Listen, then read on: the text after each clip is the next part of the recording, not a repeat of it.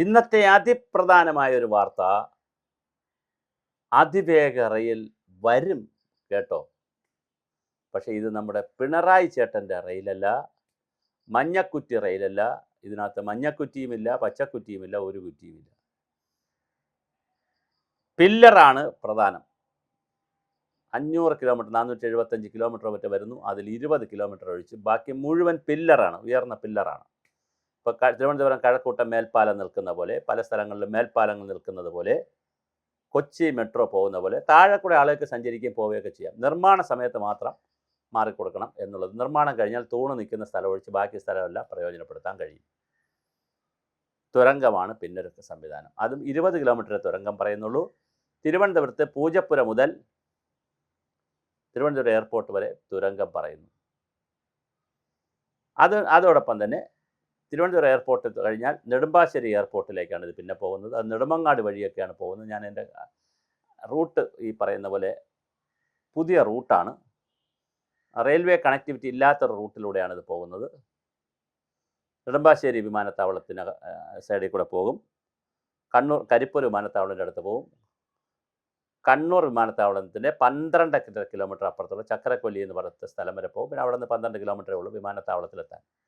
അപ്പോൾ വിമാനത്താവളത്തിൻ്റെ കണക്ടിവിറ്റി വരുന്നു. വീടുകൾ കുറേ ചിലപ്പോൾ ഒഴിപ്പിക്കേണ്ടി വരാം, കെട്ടിടങ്ങൾ ഒഴിപ്പിക്കേണ്ടി വരാം.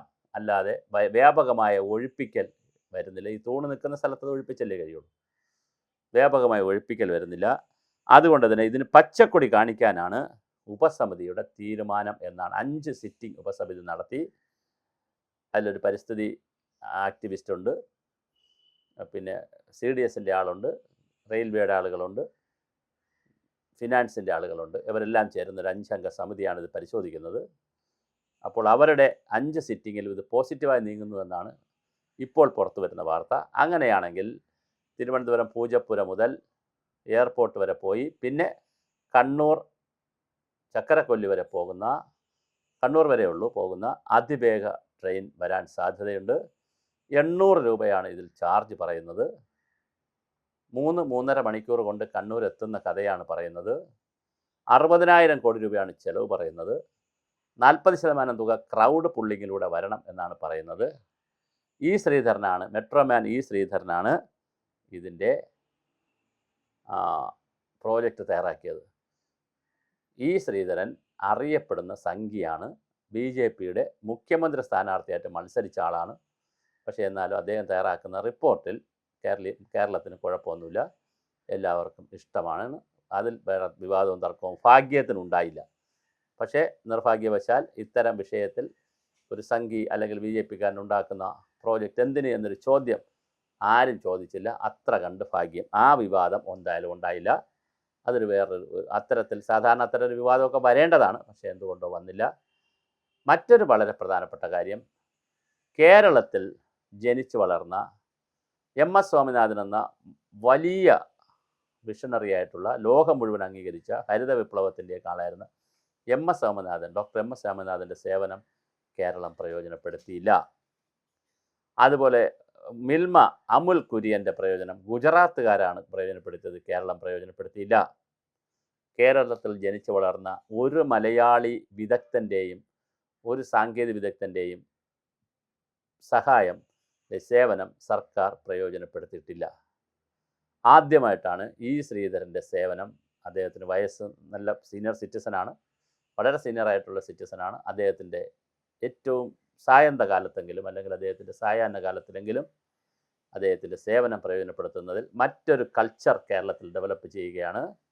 അതിൽ VD സതീശന് കൈയടിക്ക് അവസരമുണ്ട്. റെയിൽ വരുമോ വരില്ലേ എന്നുള്ളതൊക്കെ രണ്ടാമത്തെ കാര്യം. കാരണം ഇതിന് നിരവധി അനുമതി ആവശ്യമുണ്ട്. കേന്ദ്രത്തിൻ്റെ അനുമതി ആവശ്യമുണ്ട്, പരിസ്ഥിതി മന്ത്രാലയത്തിൻ്റെ അനുമതി ആവശ്യമുണ്ട്. ഒരുപാട് നിയമങ്ങളും നൂലാമാലകളും ഉള്ളതാണ് ഒരു പദ്ധതി വരാൻ. അപ്പോൾ അതൊന്നും നമുക്കറിയത്തില്ല, അതിനെയും ചർച്ച ചെയ്യണം. കാരണം ഇത് പിന്നെ ഈ പദ്ധതിക്ക് ഇനി ഉപസമിതി അനുവാദം കൊടുത്താലും അല്ലെങ്കിൽ അവർ ഓക്കെ എന്ന് പറഞ്ഞാലും, അനുവാദമല്ല അവർ ഓക്കെ പറഞ്ഞാലും, പൊതുജനങ്ങൾക്കറിയാൻ താല്പര്യമുണ്ട് ഇതിലെന്തൊക്കെ പാരിസ്ഥിതിക പ്രശ്നങ്ങൾ വരും, ഇതേതൊക്കെ തരത്തിൽ സാമ്പത്തിക ബാധ്യത സംസ്ഥാനത്തിനുണ്ടാക്കും. ഇതൊക്കെയാണല്ലോ നേരത്തെ കെയറയിലും സിൽവർ ലൈനിലും പറഞ്ഞിരുന്ന എതിർപ്പുകൾ. എത്ര സ്ഥലമെടുക്കും, ആരുടെയൊക്കെ പറമ്പിലൂടെ പോകും, ആർക്കൊക്കെ എന്ത് കോമ്പൻസേഷൻ കൊടുക്കും, എത്ര പാരിസ്ഥിതികമായ ദുരന്തങ്ങളുണ്ടാവും, അത് കൺസ്ട്രക്ഷൻ മേഖലയിലാണ് കൂടുതൽ സമയം ദുരന്തം ഉണ്ടാകാൻ സാധ്യത. കൺസ്ട്രക്ഷൻ കഴിഞ്ഞാൽ പിന്നെ മുകളിൽ കൂടെ ആയതുകൊണ്ട് താഴെ കൂടെ നദികളും പുഴകളും ഒക്കെ ഒഴുകാനും റോഡും ഒക്കെ പോകാനും ഒക്കെ പറ്റുമായിരിക്കും. അറിയത്തില്ല, പ്രോജക്റ്റ് റിപ്പോർട്ട് നമ്മൾ കണ്ടിട്ടില്ല. അപ്പോൾ അതെന്താണെന്ന് മനസ്സിലാക്കാൻ പൊതുസമൂഹത്തിനൊരു താല്പര്യമുണ്ട്. സ്വാഭാവികമായിട്ട് അത് പുറത്ത് പറയുമായിരിക്കും. അപ്പോൾ അത് പുറത്ത് വരട്ടെ. എന്തായാലും റിപ്പോർട്ട് വരുന്നുണ്ട്. വളരെ മനോഹരമായിട്ടുള്ള ഒരു പ്രോജക്റ്റ് ആയിരിക്കുമെന്നാണ് കേൾക്കുന്നത്. പക്ഷേ പ്രസവിക്കാത്ത കുഞ്ഞിനെക്കുറിച്ച് നമ്മളിപ്പോൾ അഭിപ്രായം പറയുന്നില്ല. ഒരു കാര്യത്തിലാണ് സന്തോഷം ഞാൻ പറഞ്ഞത്, ശ്രീധരൻ പോലെയുള്ള പ്രമുഖരായ ഒരു ഒരു അക്കാഡമിഷ്യനെ അല്ലെങ്കിൽ ഒരു ടെക്നോക്രാറ്റിൻ്റെ സേവനം ഉപയോഗിച്ചു എന്ന് പറയുന്നത് ശരി, നല്ല കാര്യം.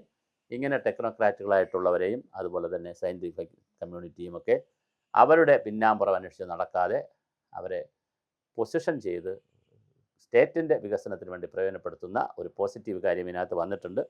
ബാക്കിയെല്ലാം നമുക്ക് കാത്തിരുന്ന് കാണാം.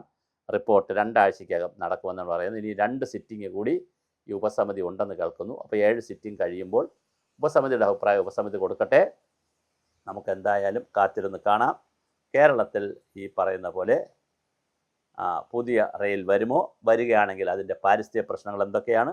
സാമ്പത്തിക ബാധ്യതകൾ എങ്ങനെയാണ്? എത്ര ജനങ്ങളുടെ സ്വത്താണ് പോകുന്നത്?